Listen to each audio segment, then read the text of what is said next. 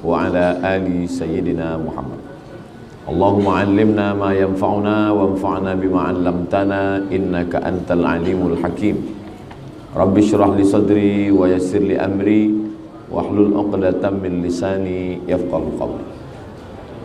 Yang saya hormati datuk-datuk, datin-datin, hadirin hadirat jamaah Masjid Ar-Rahim, muslimin muslimat, insyaallah semua kita dimuliakan Allah Subhanahu wa taala. Amin ya rabbal alamin.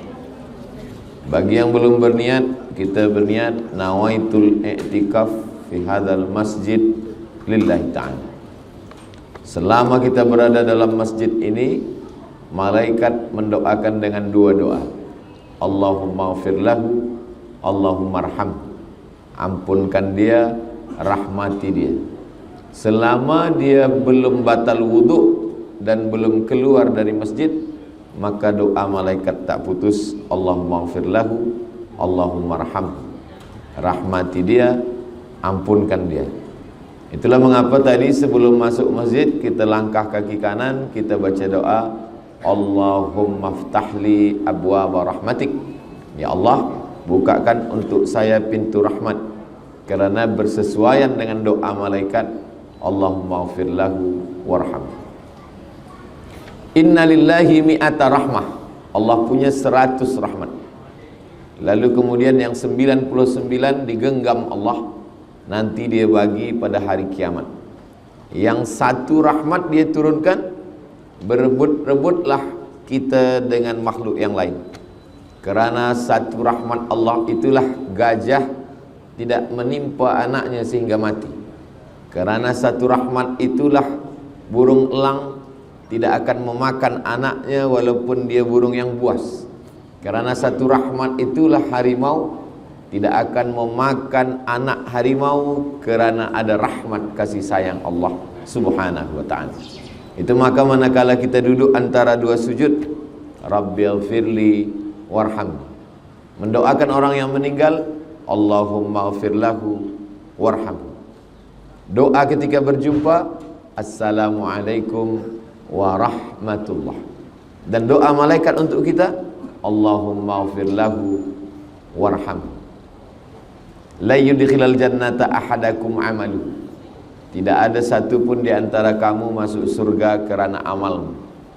Wala anta ya Rasulullah, engkau pun tidak masuk surga kerana amalmu. Wala ana, saya pun tak masuk surga kerana amal saya, kata baginda Nabi Muhammad sallallahu alaihi wasallam. Lalu kenapa engkau masuk surga? Illa ayyataghammadani Allahu bi rahmatih.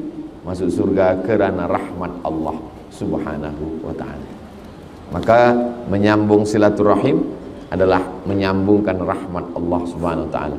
Saya datang dari pulau Sumatera, jauh di sana, datang ke Keningau, yang menyatukan kita berbeza paspor, berbeza bahasa, berbeza suku, berbeza negara, tapi yang menyatukan kita adalah rahmat kasih sayang Allah Subhanahu wa ta'ala. Mudah-mudahan rahmat kasih sayang Allah ini sentiasa dalam hati kita, sehingga kita boleh berkasih sayang karena Allah Subhanahu wa ta'ala. Ar-Rahimuna yarhamuhumur Rahman. Orang yang boleh berkasih sayang adalah orang yang ada rahmat dalam hatinya. Irhamu man fil ardi yarhamkum man fis sama. Sayangi makhluk yang ada di bumi, maka malaikat-malaikat di langit akan memintakan rahmat kepada Allah supaya engkau mendapat rahmatnya. Itu hadis diriwayatkan sahabat Nabi, namanya Abdullah bin Amr bin As, dari Nabi Muhammad sallallahu alaihi wasallam. Maka biasa ulama hadis kalau dia menyampaikan hadis yang pertama sekali sebelum membaca Arba'in, sebelum membaca Riyadhus Shalihin, sebelum membaca Sahih Al-Bukhari, sebelum membaca Sahih Muslim, hadis yang pertama dibaca adalah Al-Musalsalat bil Awwaliyah. Maknanya seorang guru meriwayatkan hadis secara musalsal. Dia menerima dari gurunya hadis yang pertama, dia dengar dari gurunya. Gurunya menerima hadis yang pertama dari gurunya. Ar-Rahimuna yarhamuhumur Rahman, irhamu man fil ardi yarhamkum man fis sama. Orang yang mendapatkan kasih sayang Allah hanyalah orang yang ada rasa kasih sayang kepada sesama manusia. Irhamu man fil ardi, sayangi makhluk yang ada di bumi, yarhamkum man fis sama, maka malaikat-malaikat di langit akan memintakan rahmat kepada Allah supaya kita mendapatkan curahan rahmat. Mudah-mudahan kita sentiasa mendapatkan itu semua insyaallah. Amin ya rabbal alamin.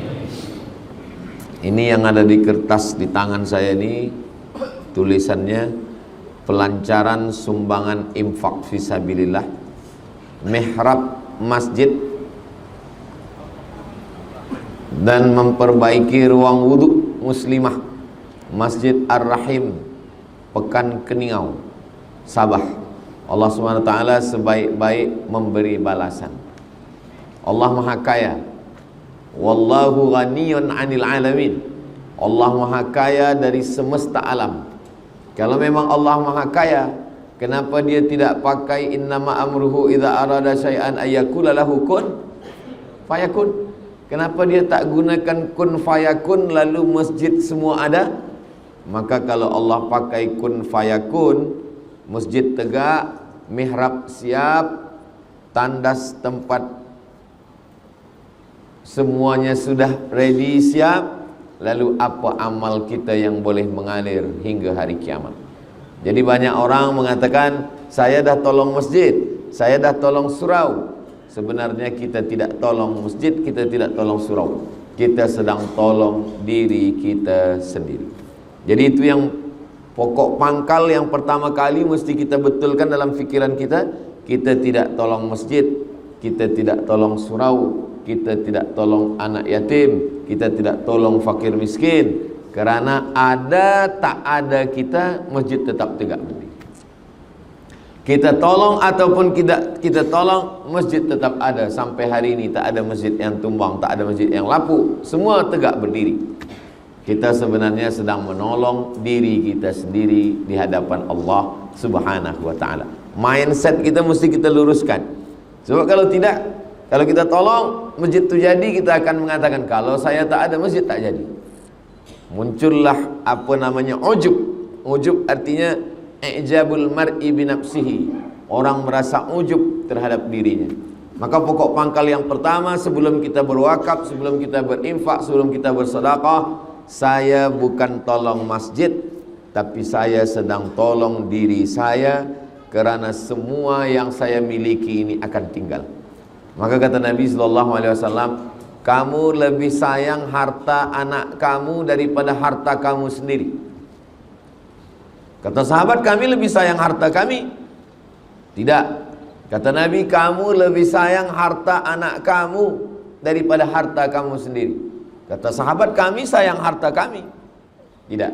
Kata Nabi, kamu lebih sayang harta anak kamu daripada harta kamu sendiri. Apa maksud cakap Nabi? Sebab semua yang kita miliki itu bila kita mati tinggal untuk anak kita.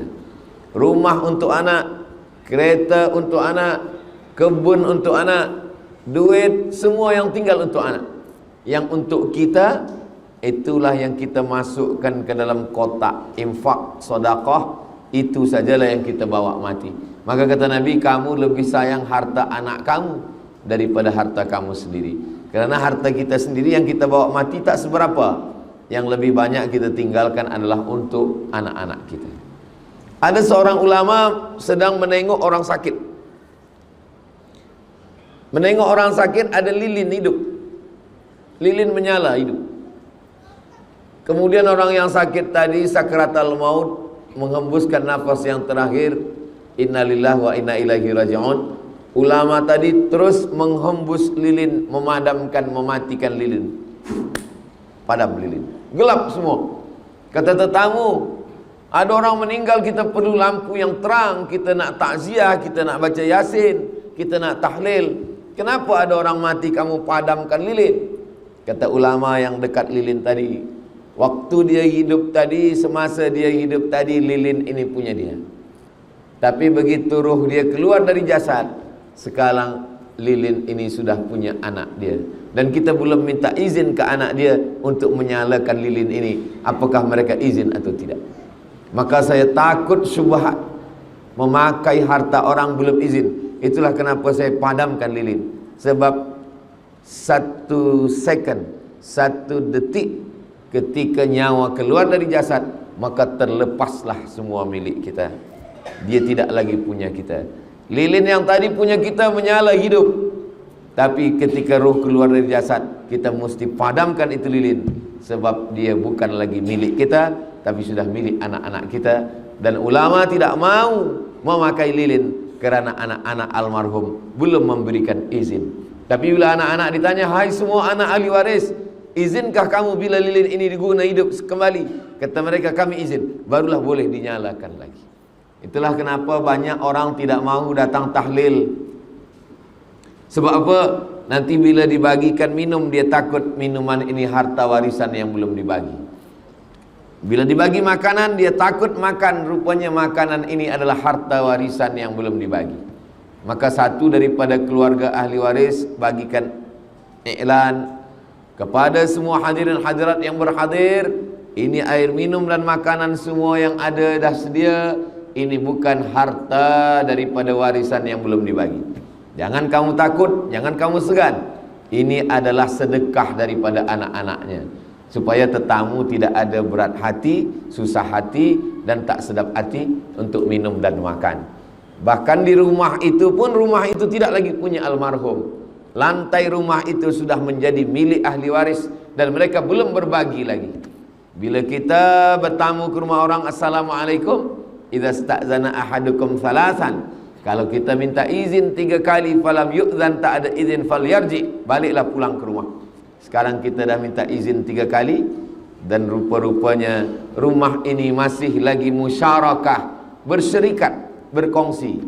Isteri dapat 1/8, anak lelaki dapat 2 bagian, anak perempuan dapat 2 bagian, dan mereka belum berbagi.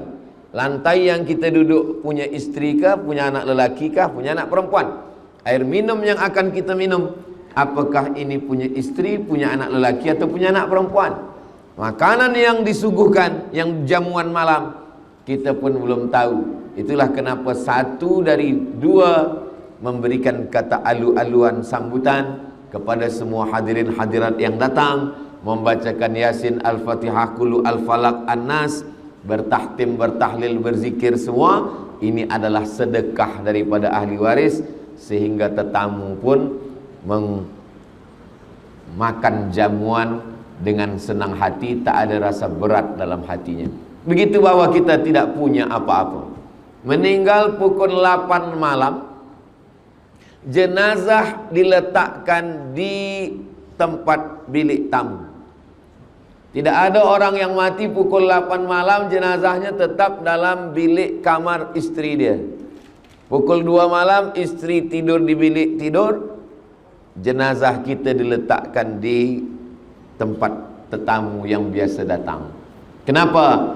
Karena tidak ada satupun orang yang mahu lagi sekamar dengan kita. Yang katanya, kaulah bulan, kaulah bintang, siang dan malam terbayang-bayang, makan tak lelap, tidur tak kenyang. Itu selama hayat di kandung badan.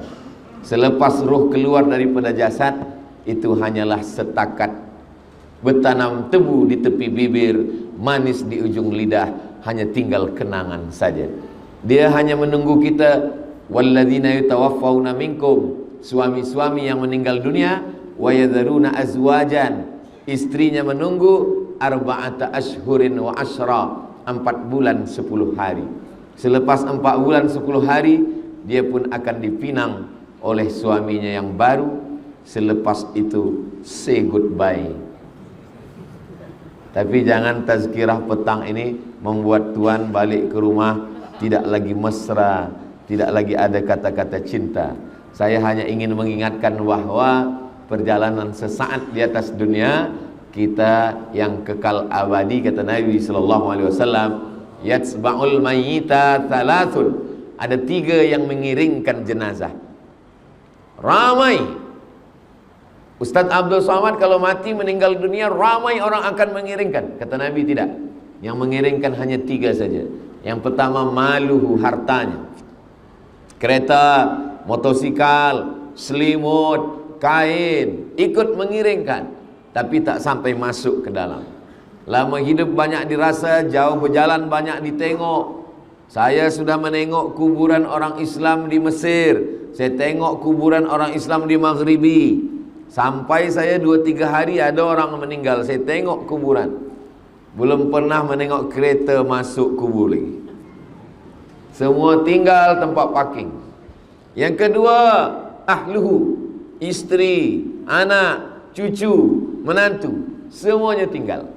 Lambat sembayang gara-gara anak, anak tak ikut mati. Tak sembayang gara-gara bini, bini pun diambil orang lain.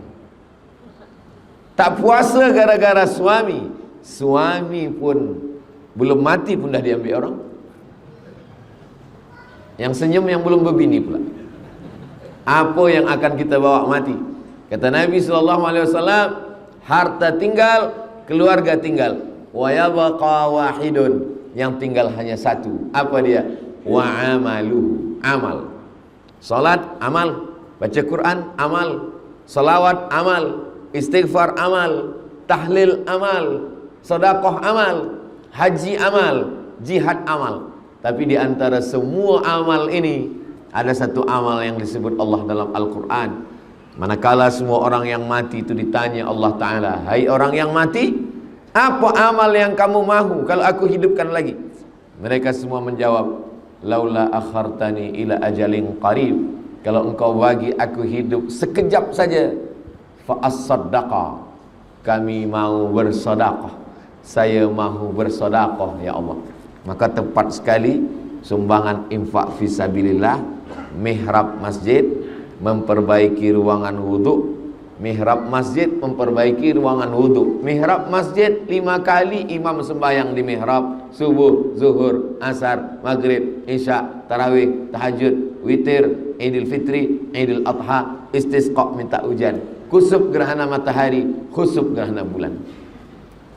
Tempat wuduk 5 kali sehari muslimat berwuduk. Wuduk subuh, wuduk duha, wuduk zuhur, wuduk asar, wuduk maghrib, wuduk isya, wuduk tahajud, wuduk Ramadan. Wuduk manakala masuk ke dalam masjid. Idza dakhala ahadukumul masjid, kalau kamu masuk masjid, fala yajlis, jangan duduk hatta yusalli rak'ataini, sembahyang sunat 2 rakaat. Dia pasti wuduk dulu ke dalam, mengalir. Tapi kalau kita bersedekah, jangan kita saja, tapi kita niatkan hadiahkan pahalanya untuk almarhumah mak, almarhum ayah, almarhum suami, almarhumah istri, almarhum anak, almarhum keluarga. Maka kita yang hidup dapat, yang meninggal dunia pun dapat. Begitu sunnahnya, kata Nabi Muhammad sallallahu alaihi wasallam. Ya Rasulullah, kata Sa'ad, ummi matat, mak saya mati. Afa atasaddaqu anha, saya bersedekah untuk dia sampai apa tak sampai? Kata Nabi, sampai. Ayyu sadaqatu afdal, apa sedekah yang paling afdal? Kata Nabi, suqya alma, memberikan air minum. Maka memberikan air minum, air untuk wuduk, air untuk mandi, air untuk basuh kaki, maka ini semua adalah mengalir sebagaimana mengalirnya air perigi sampai hari kiamat. Begitulah amal jariah mengalir buat kita semua. Ini kesempatan yang amat sangat baik. Bukan kita nak tolong masjid, kita tak perlu tolong masjid, masjid punya Allah, Allah Maha Kaya. Kita sedang menolong diri kita sendiri, sebab yang lain semua tinggal, semua putus. Dalam Sahih Muslim apa kata Nabi? Idza matal insan, kalau manusia mati, inqata'a, putus. Abdul Samad bagi tazkirah, selepas mati putus. Hadirin hadirat, muslimin muslimat, sila datang ke Masjid Ar-Rahim. Tazkirah akan disampaikan oleh almarhum Abdul Samad. Tak ada lagi orang datang. Orang datang manakala kita masih hidup. Tazkirah semuanya putus. Sembahyang tahajud, bila kita dah mati, putus. Membaca Yasin, putus. Membaca surah Al-Kahfi, malam ini malam Jumat, putus. Tapi ada yang tetap mengalir. Inilah dia mihrab masjid, inilah dia tempat wudhu. Maka ini kesempatan untuk kita semua. Mengapa kita mesti bersedekah? Maka dalam beberapa hadis Nabi SAW memberikan alasan. Pertama, kata Nabi SAW, kullu mur'in tahta zilli sadaqatihi, setiap orang yang mati nanti akan dibangkitkan di padang mahsyar. Tak ada tempat bernaung, tak ada tempat berlindung, tak ada payung, tak ada rumah, tak ada pokok